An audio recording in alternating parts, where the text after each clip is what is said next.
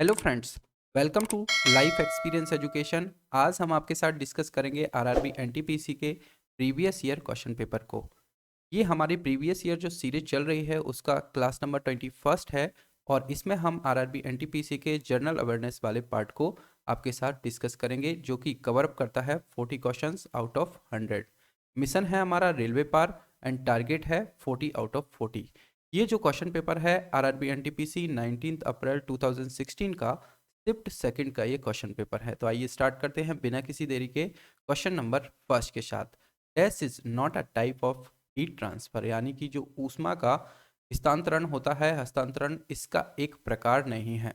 Options हैं diffusion, reflection, convection या फिर रेडिएशन। तो डिफ्यूजन, कन्वेक्शन और रेडिएशन ये ऊष्मा का इसमें ट्रांसफर होता है, पर जो रिफ्लेक्शन है ये जो होता है ये लाइट में होता है, प्रकाश में हो सकता है, प्रकाश का परावर्तन।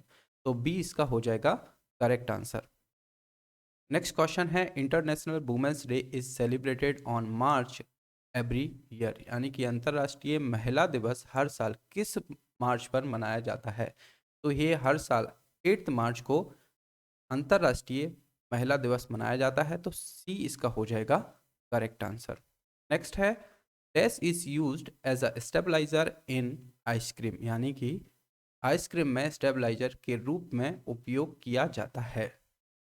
तो जो साधारणतः जो आइसक्रीम होती हैं उसको जमाने के लिए इसका उपयोग किया जाता है जिलेटिन, जिलेटिन का यूज़ किया जाता है। तो ए इसका हो जाएगा करेक्ट आंसर। जिलेटिन का यूज़ स्टेबलाइजर के रूप में किया जाता है। ए हो जाएगा करेक्ट आंसर। नेक्स्ट क्वेश्चन है the major ingredient of sweetened soft drink is, मीठा शीतल पेय का प्रमुख घटक है। तो प्रमुख घटक क्या है? जो स्वीटेंड सॉफ्ट ड्रिंक होता है उसका प्रमुख घटक होता है कार्बोनेट वाटर, यानी कि ए इसका हो जाएगा correct answer, carbonate water. Question number fifth रहेगा Pakistani film industry is known as, Pakistani film उद्योग के रूप में जाना जाता है। तो इसका नाम क्या है? जैसे कि हमारा इंडिया में बॉलीवुड नाम से जाना जाता है, ऐसे ही पाकिस्तान में किस नाम से जाना जाता है? ये लॉलीवुड, लॉलीवुड के नाम से ये जाना जाता है। बी हो जाएगा करेक्ट आंसर। अब बात कर रहे हैं हम पाकिस्तान की। तो पाकिस्तान का जो कैपिटल है क्या है? इस्लामाबाद, इस्लामाबाद है कैपिटल। साथ ही में बात करें इसके प्रेसिडेंट की, प्रेसिडेंट कौन है? आरिफ अलवी, आरिफ अलवी हैं प्रेसिडेंट। और प्राइम मिनिस्टर कौन है? क्रिकेटर इमरान खान, इमरान खान हैं क्रिकेटर, इसके प्राइम मिनिस्टर। साथ ही में इसकी करेंसी के बारे में बात करें तो करेंसी क्या है पाकिस्तान की? करेंसी है पाकिस्तानी रुपी। और साथ ही में बात करें जो इंडिया और पाकिस्तान को अलग करने वाली लाइन को, बॉर्डर को क्या कहा जाता है? Red Cliff line. और एक और क्वेश्चन बनता है पाकिस्तान एंड अफगानिस्तान को डिवाइड करने वाली लाइन को क्या कहा जाता है? डूरंट लाइन, डूरंट लाइन इसको कहा जाता है। तो ये भी आपको याद रखना है। बी हो जाएगा करेक्ट आंसर। नेक्स्ट क्वेश्चन की तरफ बढ़ते हैं। Which of the following states does not share a boundary with Myanmar, यानी कि निम्नलिखित में से कौन सा राज्य म्यांमार के साथ सीमा साझा नहीं करता है? तो जो पिछला लेक्चर हमने देखा था उसमें हमने देखा था कि सबसे ज़्यादा जो नॉर्थ ईस्ट राज्य हैं उनमें सबसे ज़्यादा बाउंड्री शेयर कौन सा राज्य इंडियन स्टेट के साथ करता है? तो उसका हमने आंसर टिक किया था असम। असम किस किस राज्य के साथ बाउंड्री शेयर करता है इसको हमने डिस्कस किया था। असम करता है पश्चिम बंगाल यानी कि वेस्ट बंगाल, अरुणाचल प्रदेश, नागालैंड, मणिपुर, मिजोरम, त्रिपुरा, इन सब के साथ, साथ ही में मेघालय, इन सब के साथ बाउंड्री शेयर करता है असम। अब बात हो रही है निम्नलिखित में से कौन सा राज्य म्यांमार के साथ सीमा साझा नहीं करता है? तो कौन कौन से करते हैं? अरुणाचल प्रदेश, नागालैंड, मणिपुर, मिजोरम, ये सभी जो हैं म्यांमार के साथ बाउंड्री शेयर करते हैं। पर जो असम है ये मिडिल में पड़ता है, इनके ये बाउंड्री शेयर नहीं करता है इसके साथ, म्यांमार के साथ। तो ए इसका हो जाएगा करेक्ट आंसर। साथ ही में जो म्यांमार है उसका पुराना नाम भी पूछ लिया जाता है। तो पुराना नाम क्या है म्यांमार का? बर्मा। तो इस तरफ से कुछ देखा जाए मैप के जरिए। अब मैप के ज़रिए रफली हम देखें तो ये है इंडिया का जो नॉर्थ ईस्ट रीजन है वो है ये वेस्ट बंगाल, इधर जो रहेगा वेस्ट बंगाल एरिया हो गया, ये असम है, ये असम है। यहाँ पर आंध्र प्रदेश, सॉरी अरुणाचल प्रदेश है, ये अरुणाचल प्रदेश, नागालैंड, मणिपुर, मिजोरम, ये है त्रिपुरा, त्रिपुरा और ये मेघालय, और ये जो है ये क्या है, म्यांमार। तो जो अरुणाचल प्रदेश है, नागालैंड है, मणिपुर है, मिजोरम, इन सब के साथ बाउंड्री शेयर करता है, पर असम के साथ बाउंड्री शेयर नहीं करता है। तो इसके जरिए आप इजीली देख सकते हैं, मैप के जरिए, मैप आपको याद होना चाहिए। तो ए हो जाएगा इसका करेक्ट आंसर। नेक्स्ट क्वेश्चन की तरफ बढ़ते हैं। Geographical indication, GI is related to having unique geographical origin and evolution over centuries। यानी कि जो भौगोलिक संकेत है, जीआई टैग है, इसका संबंध सदियों से अद्वितीय भौगोलिक उत्पत्ति और विकास से है। किसके विकास से है और किसकी उत्पत्ति से है? हिल्स, पहाड़ियाँ, माउंटेन रेंज, पर्वत श्रृंखला, प्लेन्स, मैदान, या फिर प्रोडक्ट्स, उत्पाद। तो जो जीआई टैग दिए जाते हैं एक पर्टिकुलर उत्पाद या प्रोडक्ट्स के लिए दिए जाते हैं, जहाँ की जो फेमस चीज़ होती है उसके लिए जीआई टैग दिया जाता है, या फिर वो जो चीज़ फेमस हो और विलुप्त हो रही हो उसके लिए जीआई टैग दिया जाता है, जियोग्राफिकल इंडिकेशन दिया जाता है। तो डी इसका हो जाएगा करेक्ट आंसर। क्वेश्चन नंबर 8 है। In March 2016 election commission of India declared assembly election in dash state schedule for April May 2016। यानी कि मार्च 2016 में भारत के चुनाव आयोग ने अप्रैल मई 2016 के लिए निर्धारित कितने राज्यों में विधानसभा चुनावों की घोषणा की? तो इसका करेक्ट आंसर क्या हो जाएगा? 5 राज्यों में ये चुनाव घोषणा इसने की थी। तो सी इसका हो जाएगा करेक्ट आंसर। पुराना क्वेश्चन है, ये तो नहीं पूछा जाएगा, पर इससे रिलेटेड क्या पूछा जा सकता है? जो इलेक्शन कमीशन है इसका फॉर्मेशन कब हुआ है? तो 25 जनवरी 1950 में इसका फॉर्मेशन हुआ था। ये डेट भी इंपॉर्टेंट है, 25 जनवरी। इसको नेशनल वोटर्स डे के रूप में मनाया जाता है 25 जनवरी को। साथ ही में बात करें इसके हेड क्वार्टर की, तो हेड क्वार्टर कहाँ पर होगा? न्यू दिल्ली में। न्यू दिल्ली में इसका है हेड क्वार्टर ऑफ।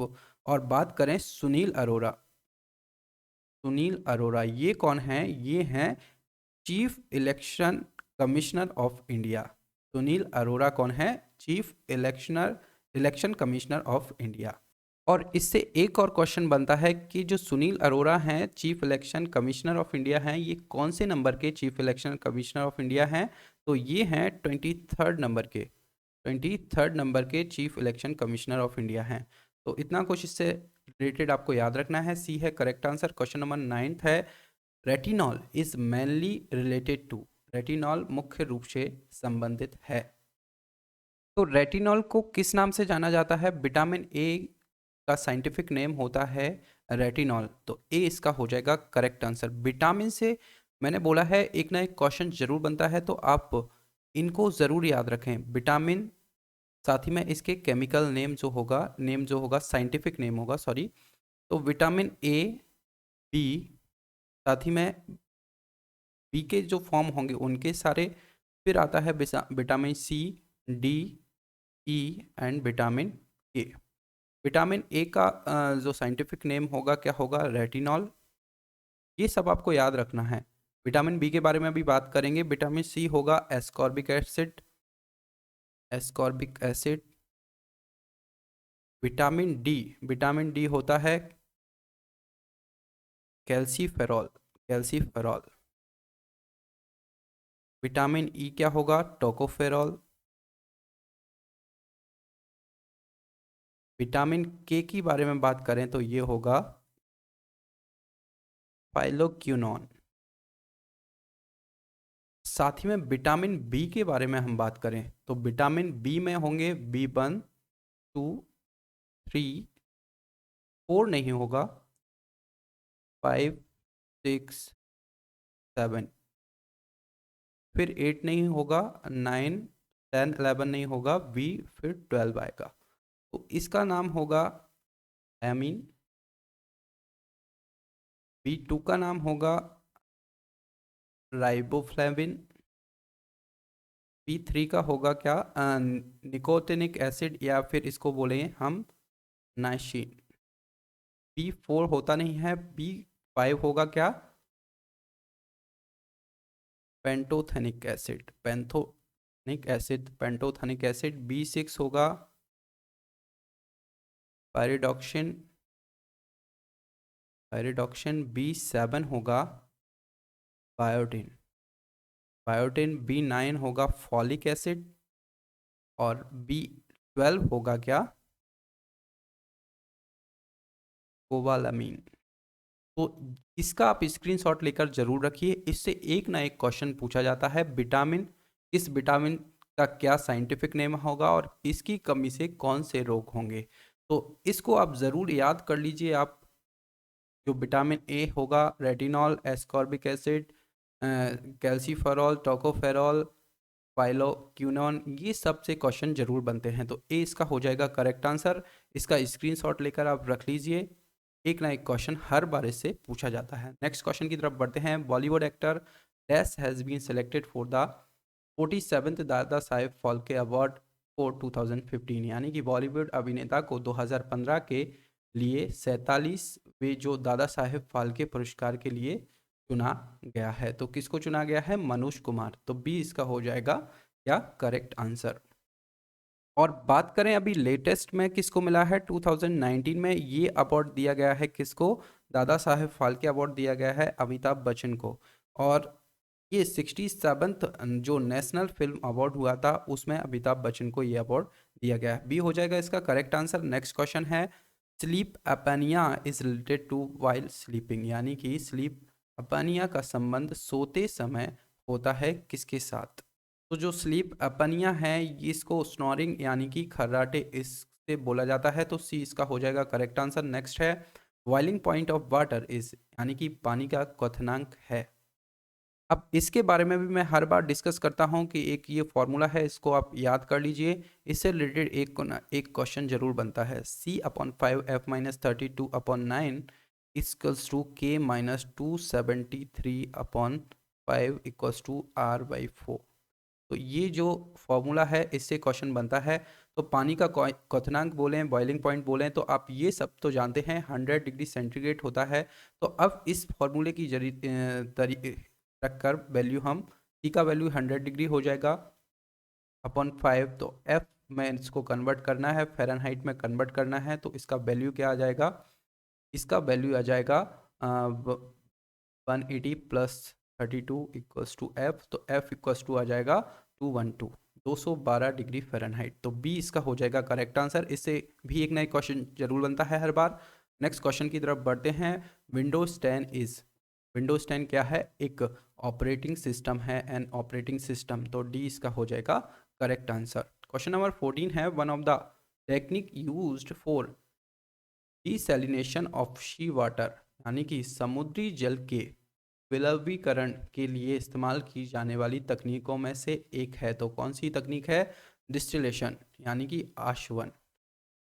तो बी इसका हो जाएगा करेक्ट आंसर। क्वेश्चन नंबर 15 है, echocardiogram is more closely related to, यानी कि इकोकार्डियोग्राम अधिक निकटता से संबंधित है, किसके साथ है ये संबंधित? अब इसके बारे में बात करें, इको, इको वर्ड आपने सुना होगा। इको ये जो होता है ये साउंड में होता है, और डॉपलर इफेक्ट जो होता है वो भी रिलेटेड टू रहता है साउंड के लिए। तो ए इसका हो जाएगा करेक्ट आंसर। क्वेश्चन नंबर 16 है, world wetland day is celebrated every year on फरवरी, यानी कि विश्व वेटलैंड दिवस हर साल फरवरी, कितनी फरवरी को मनाया जाता है? तो 2 फेब को हर साल ये मनाया जाता है। तो ए इसका हो जाएगा करेक्ट आंसर। ये जो इम्पोर्टेंट डे हैं इनसे एक ना एक क्वेश्चन हर बार पूछा जाता है, और इनको हम जो वीकली करंट अफेयर सीरीज हमारी चल रही है उनमें हम इनको डिस्कस करते हैं। आप इनको ज़रूर देखिए। वीक में एक लेक्चर आता है जो वीकली करंट अफेयर्स को पूरा कवर अप करता है। लगभग हम 6 मंथ से लगातार इसको कंटिन्यू कर रहे हैं। तो जो आने वाली एग्जाम्स हैं आरआरबी एनटीपीसी उसमें लगभग 6 मंथ और 1 ईयर का पूछा जाता है। तो आप इनको ज़रूर देखें, इनसे आपको काफ़ी मदद मिलेगी एग्जाम में। ए हो जाएगा करेक्ट आंसर। नेक्स्ट क्वेश्चन की तरफ बढ़ते हैं। Davis cup 2015 final was held in dash, यानी कि डेविस कप 2015 का जो फाइनल हुआ था वो किस जगह पर आयोजित किया गया था? तो ये आयोजित किया गया था बेल्जियम में। तो सी इसका हो जाएगा करेक्ट आंसर। साथ ही में पूछा जाता है डेविस कप जो है ये किस गेम से रिलेटेड है? तो जो डेविस कप खेला जाता है ये टेनिस के लिए फेमस है। और साथ ही में इसका जो लास्ट इवेंट हुआ था 108th इवेंट हुआ था, और ये कब हुआ था? 2019 में हुआ था 108वां डेविस कप। और इसको जो विनिंग नेशन था ये कौन था? स्पेन था। ये 2020 का तो पोस्टपोन कर दिया गया है कोविड-19 के कारण। अब जो 2021 में कंडक्ट किया जाएगा ये कहाँ पर? जापान के टोक्यो में इसको खेला जाएगा। ये रहेगा 109th एडिशन। सी हो जाएगा करेक्ट आंसर। नेक्स्ट क्वेश्चन की तरफ बढ़ते हैं। Start menu is in a standard personal computer इन, यानी कि जो मानक व्यक्तिगत कंप्यूटर में जो प्रारंभ स्टार्ट मेन्यू होता है इसका क्या कार्य रहता है? तो a set of options and commands. तो बी इसका हो जाएगा करेक्ट आंसर। विकल्पों और आदेशों का एक सेट है स्टार्ट मेन्यू। बी हो जाएगा करेक्ट आंसर। क्वेश्चन नंबर 19 है the process of reducing the milk fat globules size to allow them to stay evenly distributed in milk 15 called, यानी कि दूध बसा ग्लोब्यूलस के आकार को कम करने की प्रक्रिया उन्हें दूध 15 में समान रूप से वितरित करने की अनुमति देती है। तो इस प्रक्रिया को क्या कहा जाता है? इस प्रक्रिया को कहा जाता है होमोजिनेशन। होमोजिनेशन इस प्रक्रिया को कहा जाता है होमोजेनाइजेशन। ई इसका हो जाएगा करेक्ट आंसर। नेक्स्ट क्वेश्चन है dash was the third Mughal emperor of India, यानी कि कौन भारत के तीसरे मुगल सम्राट थे? तो ये क्वेश्चन, इस टाइप का क्वेश्चन लास्ट क्लास में भी हमने डिस्कस किया था। बाबर फर्स्ट मुगल शासक थे बाबर, फिर आए थे हुमायूं, फिर आते हैं अकबर। तो थर्ड है अकबर। सी बी हो जाएगा इसका करेक्ट आंसर। नेक्स्ट क्वेश्चन की तरफ बढ़ते हैं। नेक्स्ट क्वेश्चन है velocity of a car does not depends on, यानी कि कार का वेग निर्भर नहीं करता है। तो जो स्पीडोमीटर है ये तो स्पीड को मेजर करने के लिए लगाया जाता है। जो वेलोसिटी रहती है कार की उस पर डिपेंड नहीं करता है। मतलब कि जो वेलोसिटी ऑफ कार ये डिपेंड नहीं करती है स्पीडोमीटर पर।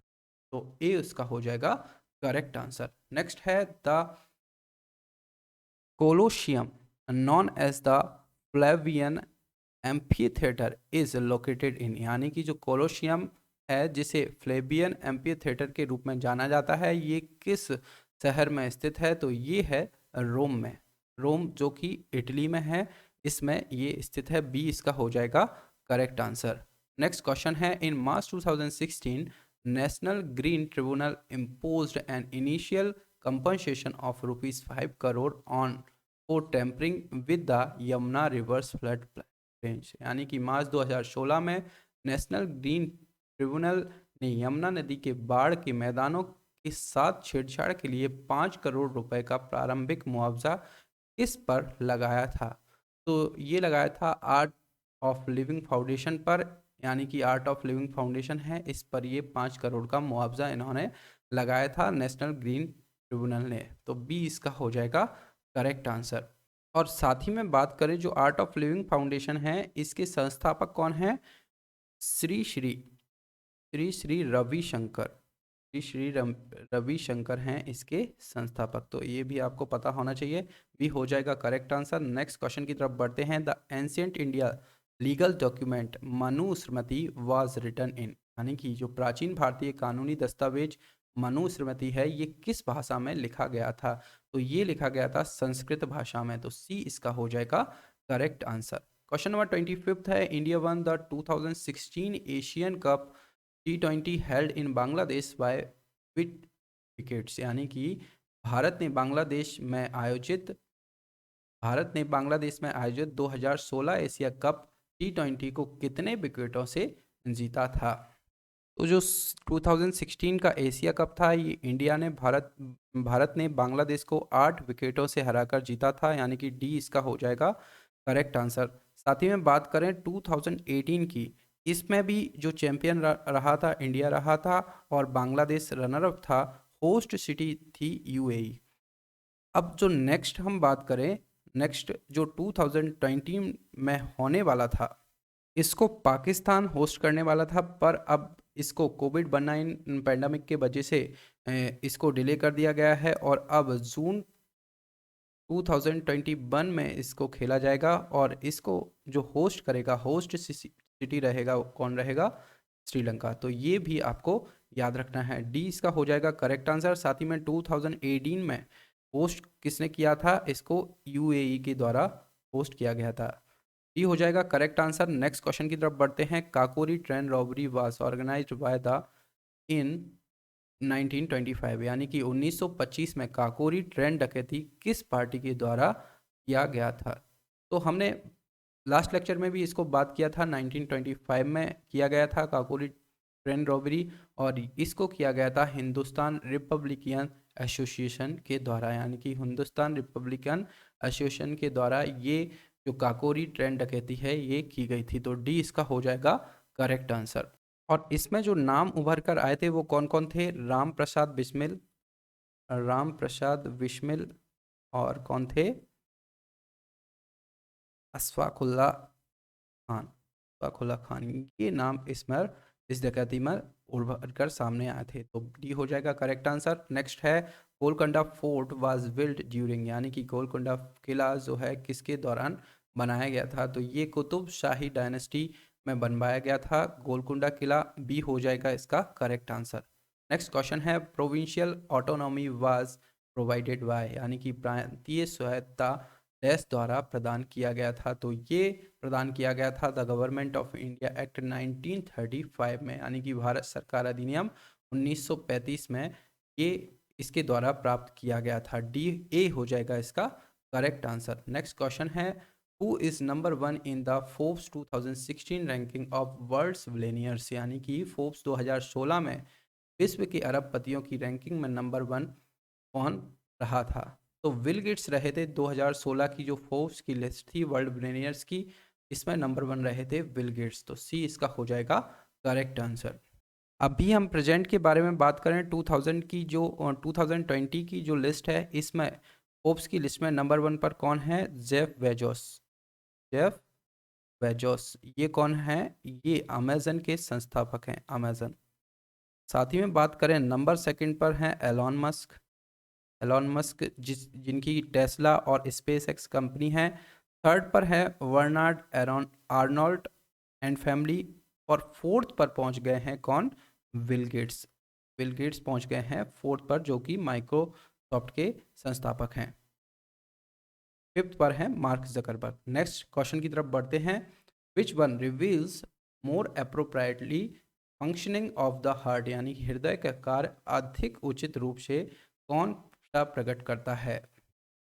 तो इसका जो कार्य होता है इसको देखने के लिए इकोकार्डियोग्राम का उपयोग किया जाता है। तो बी इसका हो जाएगा करेक्ट आंसर। नेक्स्ट क्वेश्चन है orbital period of Halley's comet is yes, यानी कि जो हैली के धूमकेतु की कक्षीय अवधि कितने वर्ष है? तो ये है 75 ईयर, यानी कि 75 वर्ष। तो सी इसका हो जाएगा करेक्ट आंसर। नेक्स्ट क्वेश्चन है which one is not the cause of kidney stone formation, यानी कि किडनी स्टोन बनने का कारण कौन सा नहीं है? तो अधिक पानी पीना। तो पानी पीने से तो किडनी डिजॉल्व होती है, खत्म होती है, तो यही इसका करेक्ट आंसर हो जाएगा। बाकी जो डायबिटिक मेलिटस है, ऑक्सोलेट से भरपूर नट्स लेना, ये पथरी बनाने वाले खाद्य पदार्थों का अधिक सेवन करना, ये जो हैं जो किडनी स्टोन बनाने के ये कारण होंगे। जो ड्रिंकिंग मोर वाटर, यानी कि अधिक पानी पीना, इससे किडनी खत्म होगी। तो ए इसका हो जाएगा करेक्ट आंसर। नेक्स्ट क्वेश्चन है the annual financial statement prepared under article 112 of the Indian constitution is called, यानी कि भारतीय संविधान के अनुच्छेद इस 112 के तहत तैयार वार्षिक वित्तीय विवरण कहा जाता है। तो इसको कहा जाता है क्या? बजट। बजट इसको कहा जाता है। तो सी इसका हो जाएगा करेक्ट आंसर। इसको हमने इंडियन पॉलिटी में भी क्वेश्चंस के थ्रू कंप्लीट किया है, इनको भी आप जाकर जरूर देखें, काफ़ी हेल्पफुल रहेगा ये सेशन भी आपके लिए।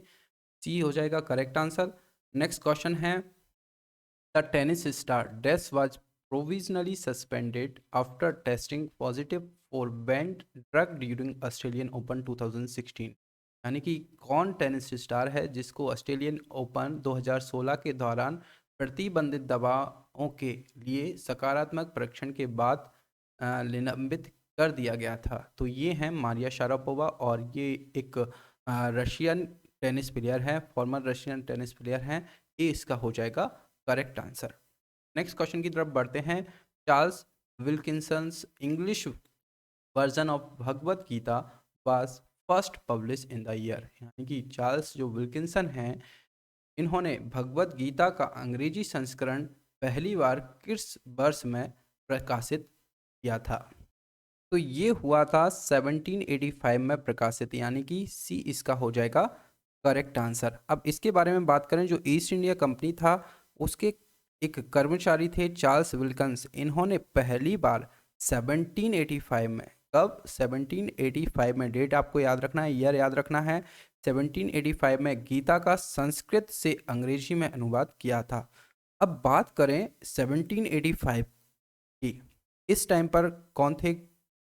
इस टाइम पर जो गवर्नर जनरल थे वो कौन थे? ये थे बैरन हेस्टिंग। कौन? बैरन हेस्टिंग। इनसे रिलेटेड क्वेश्चन भी बनते हैं। ये रहे हैं 1774 से 1785 तक। अब इन्होंने क्या क्या किया है? अबॉलिश डुअल सिस्टम जो था उसको अबॉलिश किया है। इसने कहा सब कुछ हम ही करेंगे, किसी को अपॉइंट नहीं करेंगे और सारा जो पैसा होगा हम ही खाएंगे। इस कारण से बाद में जो ब्रिटिशर्स थे उन्होंने इसे पनिश भी किया था। साथ ही में बात करें जो एशियाटिक सोसाइटी थी, Asiatic Society of Bengal with William Jones, इन्होंने 1784 में इसको फाउंड किया था, स्थापना की थी। इम्पीचमेंट पहला बंदा था जिसको ब्रिटिश गवर्नमेंट ने हटाया था, इनके खिलाफ इम्पीचमेंट लाया था। पहला ये बंदा था बैरन हेस्टिंग, जिनको कि किसके द्वारा हटाया गया था? ब्रिटिश गवर्नमेंट के द्वारा हटाया गया था। साथ ही में एक और इम्पोर्टेंट कार्य इन्होंने इनके दौरान हुआ है, गीता को इंग्लिश में ट्रांसलेट किया था किसने? चार्ल्स विल्किंसन ने।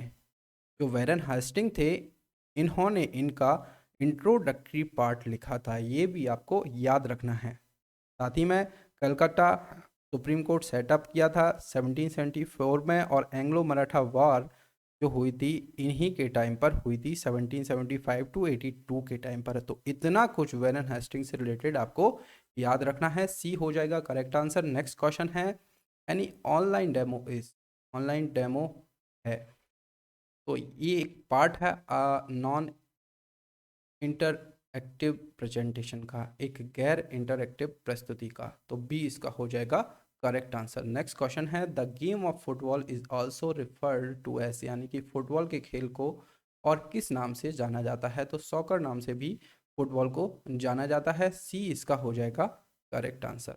नेक्स्ट है, find the odd pair out, nitrogen air, hydrogen water, uranium coin और सल्फर मैचस्टिक। तो ये तीनों तो करेक्ट हैं। जो कॉइन्स होते हैं ये किस के बनाए जाते हैं? जो अधिकांशता जो होता है, सिक्के जो होते हैं तांबे, जस्ता, निकल, इनसे बनाए जाते हैं। और साथ ही में एक गिलट होता है, जैसे कि 1 और 2 के सिक्के तथा 10 के सिक्कों में जो गिलट के साथ कांसा का उपयोग भी किया जाता है। तो ये भी आपको याद रखना है। यूरेनियम जो होगा ये हो जाएगा ऑड पेयर, ये गलत हो जाएगा, यानी कि इसका करेक्ट आंसर जो रहेगा सी रहेगा। नेक्स्ट क्वेश्चन है, as per historical astronomy there are zodiac divisions, यानी कि ऐतिहासिक खगोल विज्ञान के अनुसार राशि चक्र कितने भाग में विभाजन है? तो 12 जो ज़ोडिक साइन होते हैं, 12 राशि चक्र होते हैं। डी इसका हो जाएगा करेक्ट आंसर। नेक्स्ट है, the astronomer who discovered planet Pluto was, यानी कि प्लूटो की खोज करने वाले खगोल शास्त्री कौन थे? क्या नाम था इनका? इनका नाम था क्या? क्लाइड टॉम्बा, क्लाइड टॉम्बा इनका नाम था। तो डी इसका हो जाएगा करेक्ट आंसर। साथ ही में बात करें, ये आज की सीरीज का हमारा लास्ट क्वेश्चन था। लेक्चर पसंद आए तो लाइक एंड शेयर आप ज़रूर किया कीजिए अपने फ्रेंड्स के साथ, और लाइफ एक्सपीरियंस एजुकेशन चैनल के साथ जुड़ने के लिए आप चैनल को सब्सक्राइब भी कीजिए। साथ ही में हमारे सोशल मीडिया हैंडल्स हैं, इंस्टाग्राम, फेसबुक पेज है और टेलीग्राम चैनल है। इस पर लाइफ एक्सपीरियंस एजुकेशन पर आप हमें फॉलो कर सकते हैं और यहाँ से आप वीडियो की PDF को भी डाउनलोड कर सकते हैं। Thank you.